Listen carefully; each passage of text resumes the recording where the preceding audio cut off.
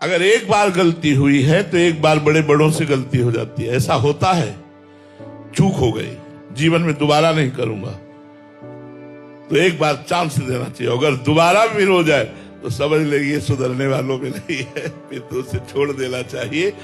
एक बार किसी से भी कोई बड़ी गलती हो सकती है, इसलिए हमारी प्रार्थना है एक बार गलती को क्षमा करना सीखें।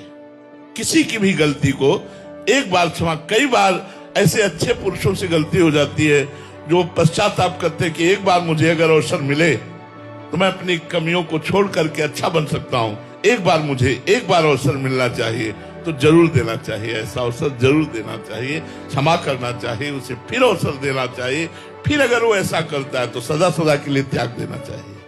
अगर एक बार गलती हुई है तो एक बार बड़े बड़ों से गलती हो जाती है। ऐसा होता है, चूक हो गई, जीवन में दोबारा नहीं करूंगा, तो एक बार